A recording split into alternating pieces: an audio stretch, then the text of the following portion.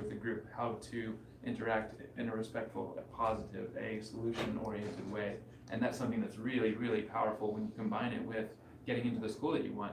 And when you graduate, it's not just you've learned something, now you can take everything that you've put together over the last 12 years, 15 years, into life skills. And that's something for me as an educator. When I first started to learn the IB program as a teacher, it completely changed the way I teach. And as a person, it completely changed the way I think about the way I interact with people, the way I take my daily steps through my life. So this is not just some kind of education program. This is a way of thinking, this is a way of being, and it's extremely transformative. Another less important than the who you are slide, kind of a slide here, with a little bit of data. Again, this is from last year, so we should probably refresh our information. Apologies. But for some of the families who are a couple years away from high school and are starting to think about what those next steps might be, an International Baccalaureate certificate upon graduation will help put you in another pile. It's really important for our kids to help differentiate, helps them stand out. The International Baccalaureate program is picking up steam. It's starting to be adopted by more schools in California, and we're really excited to be ahead of that curve. So this is my biggest spiel, and I hope I answer your question here. In the IB, so I was guilty of this as a teacher, for sure. I'm going to be very honest with you. If we could unzip their little heads and just start dumping things in, we probably would at some points. Here are all of the names of the dinosaurs. Here are all of the elements on the periodic table. You know, we just start shaking things in. Here are some math facts. Here are some theorems. Here are all the presidents. We just start dumping all of this stuff into them. And we, send them through middle school. We give them some more theorems and some more facts. We send them to high school and we say, here's your diploma. Go change the world. Okay. And for a high schooler who's freshly graduated that has this great education and has this great bank of knowledge, that's a really tall order and really stressful, right? They know that they want to make you proud. They know that you've given them a lot and they want to go out there and make a difference. But we don't know how. How do we be functional? In the IB, we take that model, we turn it upside down just a little bit. In the PYP, the primary years program, age 3 through grade 5, the most important things that we teach them are these approaches to learning and those IB profile attributes. We still adhere to Fairmont's academically rigorous curriculum. The curriculum doesn't change. How we deliver it is different. When we're delivering our curriculum, it's all about you matter, your voice matters. If you understand the world, you can change the world. We have our little kindergartners are planting a garden here in the back. If any of you have kindergartners in here, you might have heard about these seed explorations and all of these things, where they're coming home and they're excited. They want to tell you about something, and having a voice to go home and share your information is an essential part of learning. So now that you know that your voice matters, no matter what you're learning, you can make a difference. Then we send them into the middle years program where we start to really focus on the connections between disciplines. You don't have to know what the information is necessarily, but you have to know that a connection can be found. If you understand perhaps the principles of business and how to turn around a business that's failing, something about economics, and you understand that there's an issue with education in the United States, right? We have these two problems. Perhaps there are solutions between both of those. You can take some of those turnaround principles from business and apply it to a new system of education and really go out there and do a little bit of research and make a difference. Your voice matters. There are really important connections to be found between disciplines. And if I had another big circle over here, it would be for the diploma program, where then we go ahead and start dumping in all of this rich information. So now that your voice matters, you can find connections and you have the tools. Here's your diploma, go make a difference. And they're ready. They go out there and they are on fire. Our IB diploma graduates are the ones who set the bar. And so for us, they leave our program confident, successful, because they've had so much time not just reading the information, but applying that information. I don't know if I gave you a little bit in there. So I could talk to you the whole time, but I wanted to show you a video clip, and I didn't do a sound check ahead of time, so I'm going to help cross your fingers for me. This is a video clip of a little girl. When she made this TED Talk, she was an IB student. She made this TED Talk as a 7th grader, reflecting on an experience she had in grade 5. So this is a 2-year-old memory that she's sharing with you as the audience. We all crossing our fingers for my sound checker. This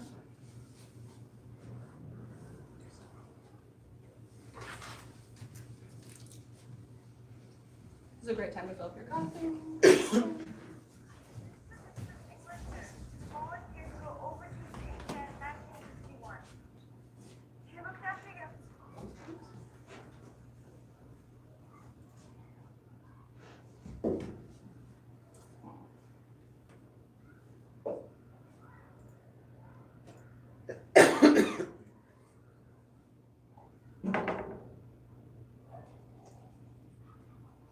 That might be as loud as I can go, and I'll have to hold our breath. Unless I have a techie person here can help me.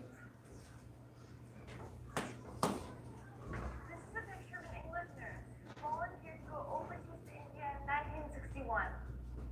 She looked after young Tibetan refugees for almost 2 years before working at a leprosy colony. The nurse was Valerie Hager, my grandmother, who died in 2002. She was an extremely altruistic person who devoted several years of her life to humanitarian efforts. After acquiring a basic knowledge of the world through the education system, she decided to take actions that would make an impact on others around the world. Her ordinary education set her, an extraordinary person, on the path to action. In my opinion, we need to create an extraordinary education system that will send everybody on the path to action. We not only need to understand, students need to be encouraged to become engaged and active in their learning, and to transfer that into action directed at current problems. We need to be active, not passive, about problems in the real world.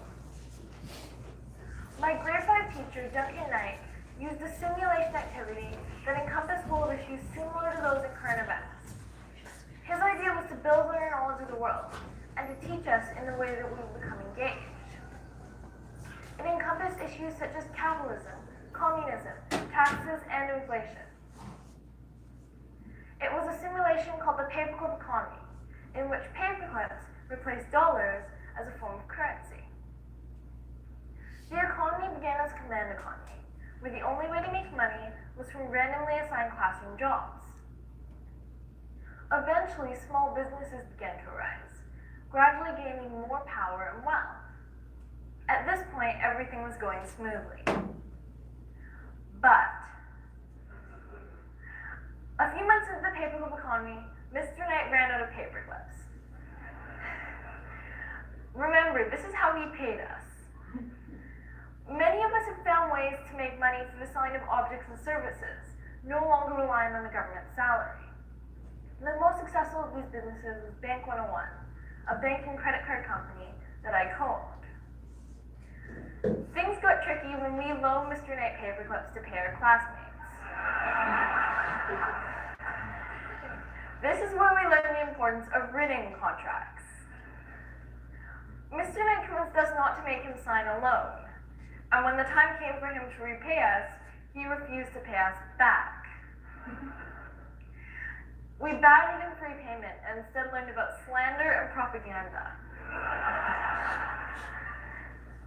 Mr. Knight made videos and news broadcasts accusing us of counterfeiting paperclips and of slandering the government. From that point onward, the members of Bank 101 and Mr. Knight engaged in a routine quite similar to question period. Every time he made a decision, we would yell questions at him, to which he would try to spin a positive response. After a great deal of pressure from the citizens of Division 6, Mr. Knight declared an election. The foreigners of Bank 101 ran for government, determined to bring Mr. Knight's tyrannical reign to an end. Mr. Knight and his party also ran. This is where we learned about elections. During the campaign period, we made a great deal of promises, granted numerous favors, worked to forge contracts, and criticized Mr. Knight's campaign platform. The tipping point was the leaders' debate, in which we were finally allowed to formally poke holes in Mr. Knight's arguments. From that point onward, it was clear that Bank 101 had taken the lead. We won the election in a vote of 17-7 a few days later. Although this was 2 years ago, I still remember all the lessons like it was yesterday. We were all active learners, engaging in lessons rather than relying on our teacher to guide us through every step of the simulation. Initially, students only had the power to buy and sell what we pleased, but gradually, the balance of power tipped until students had full control of the economy. The best part was when we were the leaders, instead of the followers. We were free to mold the economy into something of our own design, instead of something that our teacher created. Yet somehow, even though we managed to shape the paperless economy in our own vision, we still ended up learning what a teacher originally intended to teach us. So in the interest of time, I'm going to just stop that little video. But can you see some of your children in that kind of a situation? In a classroom economy? I can see your kids in those situations, especially some of my older students. I could see your kids trying to talk you into going to Staples on the way home to buy more paper clips because they're trying to counterfeit something on the way in. But my big takeaways from this video, and this is an example of an IB classroom at the middle school level, at a 5th grade level. And my biggest takeaway is if I'm the teacher in this lesson, this is a history lesson, I could stand up here with my textbook and I could say, page 15, take your notes, page 16, take your notes, page 17, take your notes, page 18, take your notes, flip it over, here's your quiz, we're moving right along. And I would teach you the principles of democracy and propaganda and all of those check boxes that I have to hit in my curriculum. And we could just traditionally march through that. In an IB classroom, there's a focus on voice, choice, and ownership. Where in the simulation economy, the teacher's comfortable not necessarily teaching those things in chapter 1, chapter 2, chapter 3 order. They teach them as the kids are ready to learn. And so in this unit about democracy, I know as the teacher I'm driving the ship, and I'm going to teach you about democracy and propaganda and slander and a couple bonus things about counterfeit that come up because you're a group of middle schoolers. But I might not teach them in the same order as they appear in the book. By the end of week 6, I'll get to all of them, but in following student questions, it makes that learning so much more rich and authentic. They're excited to come into class, they're excited to be here. We did this, I'll never forget, last year our 6th graders were learning about ancient Greece, Rome. And before they started the lesson, the teachers gave them a whole bunch of materials, and they said, here's a bottle of water. I want you to move this water from point A to point B. And they had some things to putz with, and they started building these little channels, and they were so terrible.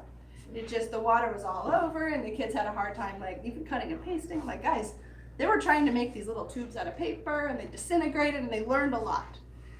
And so the teacher then says, okay, this is how the Romans did it. And then they show them these aqueducts and how they were able to transport water around their city. And the kids were so impressed with the ancient Romans, where traditionally we would have just gone through the curriculum and they would have taken their notes about aqueducts and moved on. And the kids were just running out of 6th grade last year. Do you know what the Romans did? I'm like, what? They built aqueducts, they moved water. I'm like, this is great, I'm glad you're appreciative. And so they were really just into their lessons. They were very excited, there was high engagement.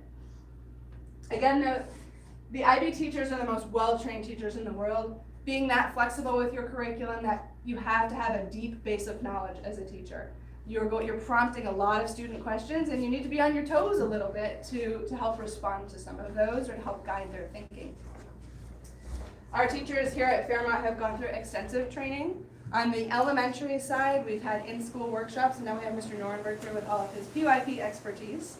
And in our middle school, each of our teachers has gone to a subject-specific workshop where they go on a little 3-day vacation and they learn about all of the good things IB, and then they come back and they bring that back to our school. And one of the core elements of the IB program is the fact that they require teachers to be trained every 2 years. Much like the medical profession, much like aviation, these fields that are constantly changing, constantly developing. Education is constantly developing, and if you think back to when you went to school and the classrooms that you sat through, and you can look at what we're doing, that's for some of us a long time, myself included, but some of us 10 years ago even, education has gradually shifted, and in some areas dramatically shifted. So PD professional development is extremely important for us, and as the IB, Becky has a great knowledge, myself, our teachers as well, we collaborate, and one of the strengths of the IB is that we don't have to go outside of the school to learn. the greatest wealth of knowledge that we have is within our own walls and within you sitting here as families. We encourage you to be part of that development, and we really want families and experts. And if you look across the room, we probably have 10 different professions just in this small crowd. So that helps us to develop strength and community as well. So I showed you a little video of a junior high example, and I would love to get into a little elementary example with you and walk you through what a kindergarten or a first grade lesson might feel like. And we only have 5 minutes left though, and so 7 minutes. 7 minutes. There's 7 minutes left. Again, I'm having a hard time compacting this big workshop into an hour, and so if you would like to, I'll let you, maybe we can vote. If you have questions, and we can get into a couple of the other slides, we're almost at the end. Are you up for playing a little game? Would you indulge me just a little bit? I sound nuts. I'm gonna take this. A-okay. Are there questions we can answer while we're distributing? So if I could have the two of you join this group over here. I'm going to need from each group one volunteer. I need one volunteer to take notes. Very low stakes, low pressure. There's one more standardized test. It's not technically standardized. Okay, I'll take that. Exams, which are set Like for you need. I got it. We're still and using the You're same good to one. go. I love it. You're so good. actually, You're taking the NYB notes. has just Excellent. introduced, Can I get a note taker? an e-assessment, which Yeah. has been winning awards since they introduced it last year, and it's all Okay, so I'll come back to it. each table has a series of bucket of math tiles. These are tiles that we have in all of our elementary classrooms. They come with our curriculum. In many cases, to be totally honest, they sit on the shelf. We don't always use these. So I'm excited to show you a very engaging way that we could use these and have used these in our first and maybe kinder classrooms when they're ready. So I have a note taker at each of my tables. Note takers, apologies. You are not allowed to speak. You are not allowed to participate. I have muted you. Your only job is to record. And so you're going to write down everything that you overhear your group say as they work through these lessons that I'm going to present to you. And so if you're in my group, I know it's very difficult for some people.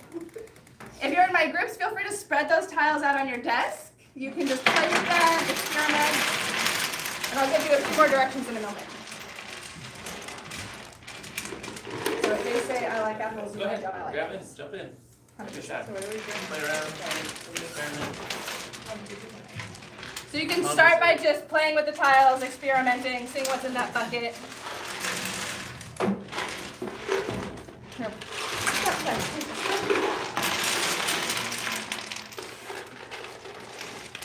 Only what I hear, not what I see. Only what you hear. And you got a very quiet group. I know.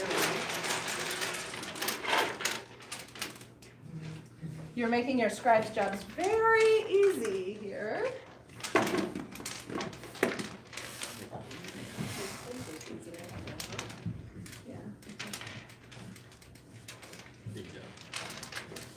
Mr. Sullivan, I see you plan to come in just for arts and crafts. Well done.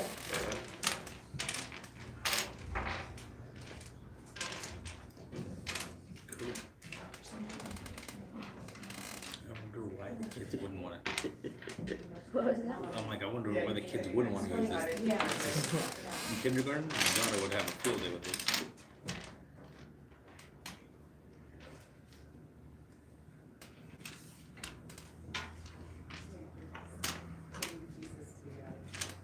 Okay, now because this is a sample lesson, I'm going to give you a series of directions. The first thing I'd like you to do is experiment with equal combinations.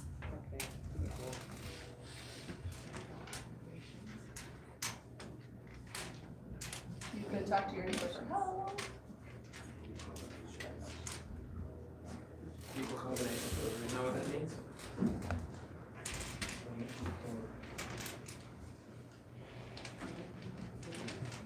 It's okay to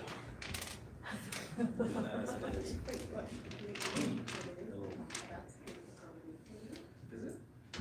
Symmetry, I guess.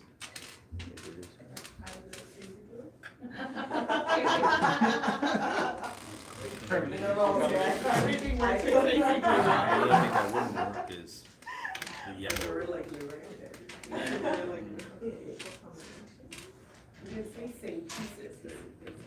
Not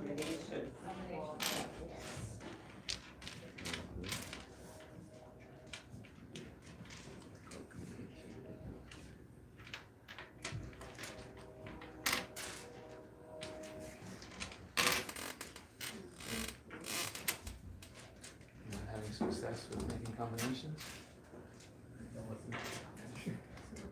Now that yellow one you have in front of you. If this was a real lesson, I might pause and say, okay, take out your notebooks. That yellow one, that big yellow one, everybody hold it up. That yellow one is a hexagon. If you were my students in my classroom, I might ask you to take out your notebooks. We might draw a picture of a hexagon, and I might tell you to remember that it's going to be important later. But I'm not going to make you take notes. I'd just like you to look at that yellow one. It's a hexagon. Can you make equal combinations with a hexagon? Probably not. Yeah. Maybe look at the other shapes that you have. Can you identify those other shapes?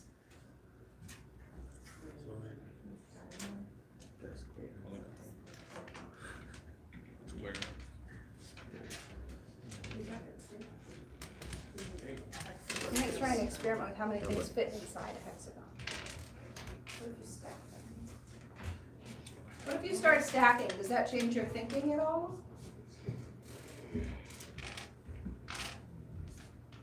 Are there any pieces that don't combine?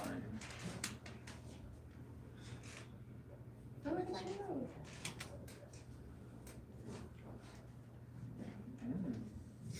Oh, very good. I was thinking. This doesn't work though. This one.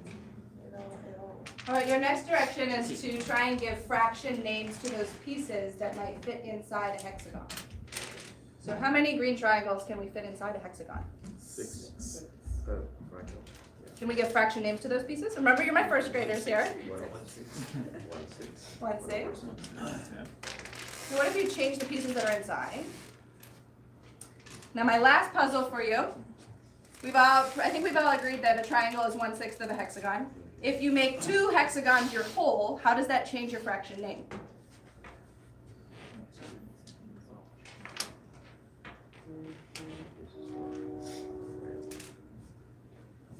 The quietest group I've ever had. You're gonna sprinkle that chocolate around.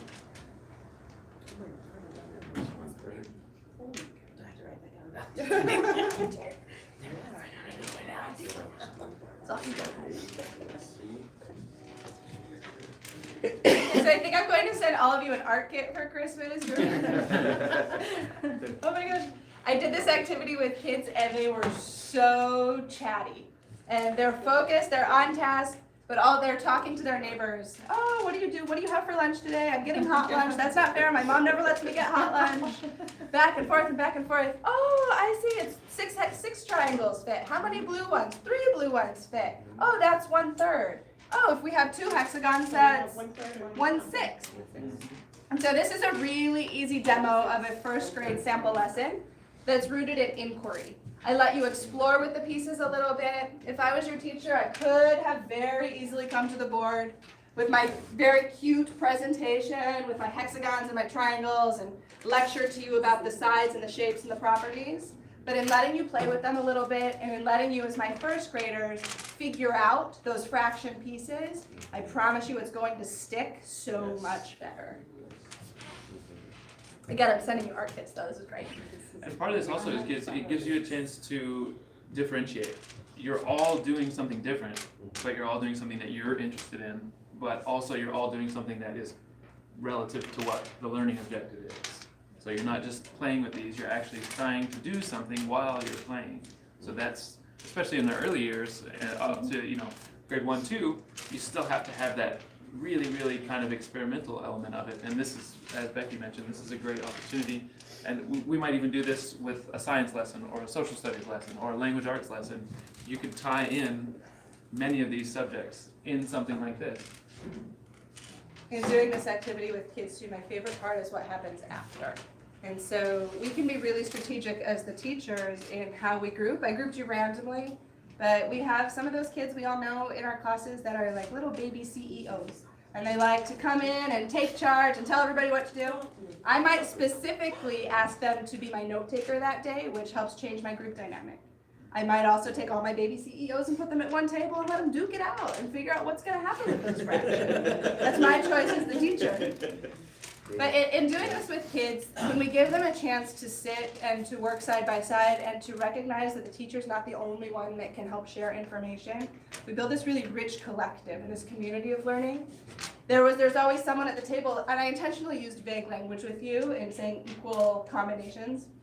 It's a strange way to say fractions. I did that intentionally to kind of throw you off and to hopefully encourage you to ask a neighbor. And in the classroom, when you're able to recognize, especially as a little kid, a kindergartner or a first grader, oh, that was really neat what you did with those math things today. Do you want to play tag with me at recess? And that's as simple as that. It happens all the time with our little kids. Building those tiny friendships in classrooms through these little conversations turn into all of these rich EQ, social skills, self-management skills that we identified in the beginning, which is really wonderful. So I'm going to let you keep playing there. These are some samples of inquiry from our kids on campus. It doesn't have a whole lot to do with the presentation, other than I thought it was adorable and really wanted to share with you what some of the kids on campus are saying.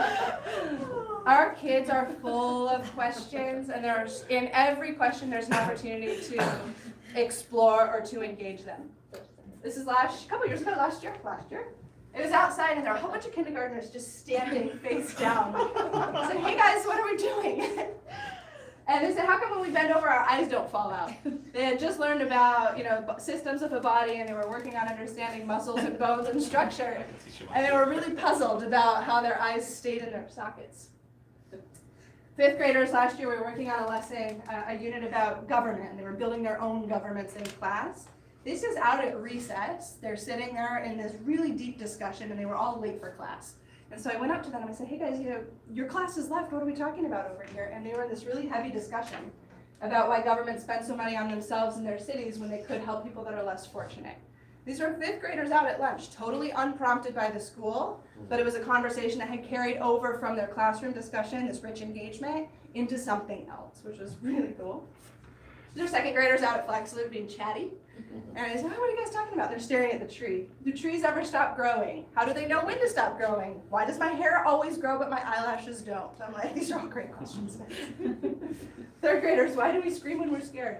Just very cute little questions that our kids are full of it.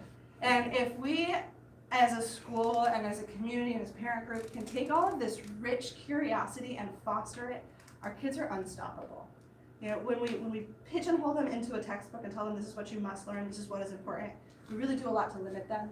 It's really important in the structure of the IB has given us this new lens to look at our curriculum. It's really through the lens of inquiry and of curiosity and of fostering lifelong learning. Our kids are going to grow up into a world that none of us can imagine. When they graduate high school, all of the advances in AI and programming and data science and medicine, we'll have half bionic people, I'm convinced, and our kids are ready to go to the moon, but they need to be ready to tackle those very unfamiliar, unpredictable situations. It starts with curiosity. So I'll let you take this one. Yes, Snapshots. kind of our closing thought here. This is from this, actually these are all very recent. This is just from a couple days ago, this is from a couple weeks ago, but these are snapshots of what's happening on campus currently. And I put this at the top for a very important reason because, as I mentioned previously, the International Baccalaureate, all of the programs that we offer focus on building community, focus on having a community of knowledge, a community of learners, and most importantly, a community of inquirers, people who are interested to learn more and to share their knowledge. And this is almost our whole school, not all the teachers, not all the students, but this is the majority, and we're there together, focused on community, focused on sharing each other, celebrating each other, but also looking how we can grow together. And I encourage all of you, to share your knowledge, to share your wealth, share your time. Thank you for that today, but don't stop today. We need your support, we need your interest, and your knowledge as well. It helps at home, at school, anytime you can.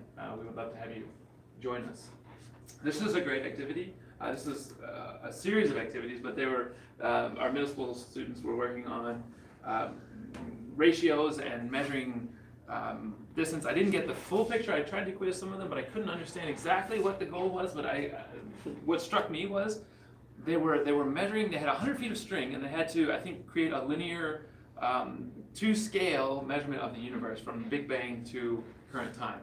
And the hardest thing for the kids wasn't to work out all the math, and they could figure out, okay, well, if 75 million years is this long on the string, I can figure out how much string I need. The hardest part was them to measure 100 feet of string. To literally take a ball of string and measure 100 feet out, which to us would seem very simple and easy, but that's exactly the kind of thing that we focus on. You know, you might have all the book smarts in the world. You can tell me what pi is to 15 decimals, but if you can't measure 100 feet of string and you need to go and tie something up, what are you going to do with that vast knowledge? I actually taught this lesson. This is part of a new course in junior high called Design and Innovation. And I am lucky enough to teach one of these classes, and it'll be a part of our next round of IB workshops. Will be a sneak peek into some of these deeper concepts and what these classes are. But the math, no sweat. You know, they were able to calculate to the, you know, all the way out where everything fell in scale in the universe. I said, okay, now go build it. Oh my God. It was like, couldn't figure it out. You should have seen the different methods to measure 100 feet of string. Their tape measure was only 25 feet long. For all of us in here, that would have been pretty easy to figure out. Very challenging for my middle school kids. But we're getting better, I promise. By the time they leave, we can measure 100 feet of string.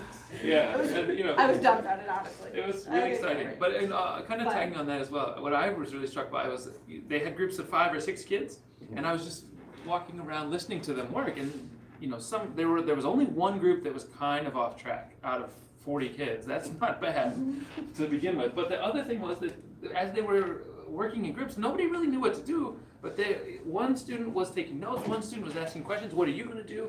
Another person was kind of taking the lead. So in this group of 6 students, they were all working together. They were all taking their own knowledge, taking their own skills, and putting it together to make it work. And that's something, I know when I went to school, I never worked outside of my desk, sitting down, you know, and this was outdoor, this was engaged, and this was, of course, with our fabulous Miss Lugo at the helm, but, you know, these are the kind of experiential learning opportunities that the IB provides, and it's thrilling as a teacher and as a student, too, so. Just real quickly, this is this is actually from our young kids in kinder, talking about dinosaurs and life cycles, and, you know, why do baby dinosaurs hatch from eggs, so this has a name associated with each one, and part of what is empowering for the IB is that, as Becky mentioned, we want those questions, we want that knowledge to come out, and having it visible for the students to say, oh, you know what, this is my question, and I can come up to it, and I can look at it again, and I can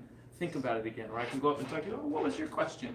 And you go up and you show me what your question, and we talk about it, and it comes up again and again. So this is a great example from early years all the way up to junior high, and here we've got a little experimentation with our very young learners doing some experimentation with Sink or Float. Rather than looking in a book reading about things that sink and things that float, or watching a video, they're actually testing them, they're experimenting with them. And Ms. Manders, our wonderful early years teacher, is scribing. She's taking notes about what they're learning. That's a piece of assessment, so that when the teachers go back, they can say, you know what, this is what this student said. They understand, or they don't understand, or they need support here and there. So we've kind of got the whole picture of the IB all on one frame there. And yeah, want to be conscious of time, so. This is a video that I absolutely love this video, but I'll send it out to you in email if you'd like to watch it later. It has honestly nothing to do with the IB. It's not an IB video, but it really speaks to me about agency and what we hope that our kids can be able to do. This is based on a true story from all the soccer fans out there. It's based on the national team of Thailand and how they got their start playing soccer. It's a wonderful video. It gets me a little teary every time. And it's about kids overcoming, you know, anything that's in front of them and figuring their way out through things and accomplishing. It's a great video. If you have a few minutes, it's wonderful to share with your children. So that's all we have for you today. We will both be here for a little while. If you have any questions, you're welcome to open up the forum. But before we get into that, in the honor of community building, did you want to make a quick announcement, my FPA? Oh, yes. Just want.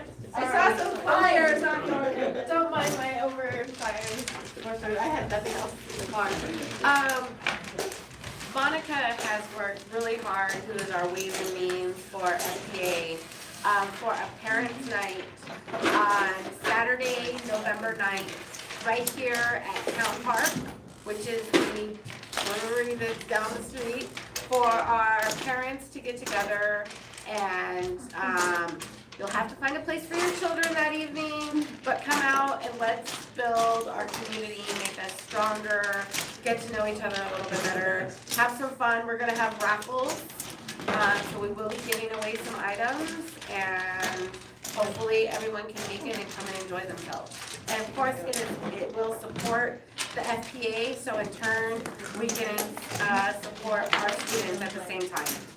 It's super fun event. We have great food planned out. We have excellent great food planned out, so it's gonna be a really nice time to meet other parents from our school. And I always think I've been here for 7 years. It's so nice to always get to meet the parents, first year parents or parents that have been here. So I think this will give a great opportunity for us to continue to meet more parents. So Thank you. expect to see everybody there.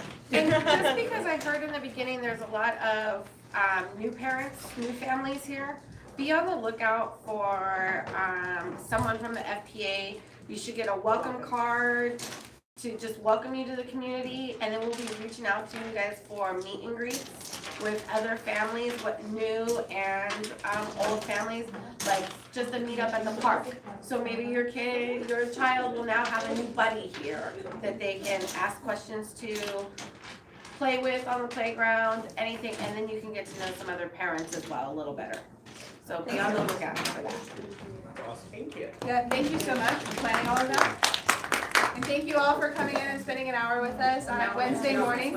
We really appreciate having had the opportunity. If anyone has questions, we'll get here. This is also like, this is sort of the sneak peek at the next workshop. Do you guys have any questions we can answer? This talks a little bit We answer about everything for you already. that really that soft skills, Sure, self-management. yeah, we can make this available. Sorry. It's This is from a teacher plan. it's on YouTube as well, and we'll send out the link in the newsletter this week. That video is really cool. Yeah, we have ESXs, but they're not television. So the diploma program is an operating program. So within a high school structure that offers the It was The primary years and middle years program is the whole school program. So everyone that is enrolled in school. And it's just do that might as well, right? Yeah. Just go to YouTube. 3 months of Yes, yes, give me one moment, sorry. Because at the end of the year, kind of like, I grew up with, like you take easy classes at the end of the year, like, you guys take What? You're gonna get Facebook? It's still there. It's a little bit more Forge rigorous it, than but what it's just like, he has a lot of. What's on Facebook? See, look at it. Yeah. It's the wind, Yeah, it's been really. applications. Okay, but I'll explain it. It's DPs just all put a over little Fairmont, words. and all are generally But then I put the lipstick. that build on a scope of study, it's just and the there's a project and an assessment at the end of that. There are lots of benchmarks along that. Something similar. Because of the age of our students, we don't have IB assessment. It is, it's like.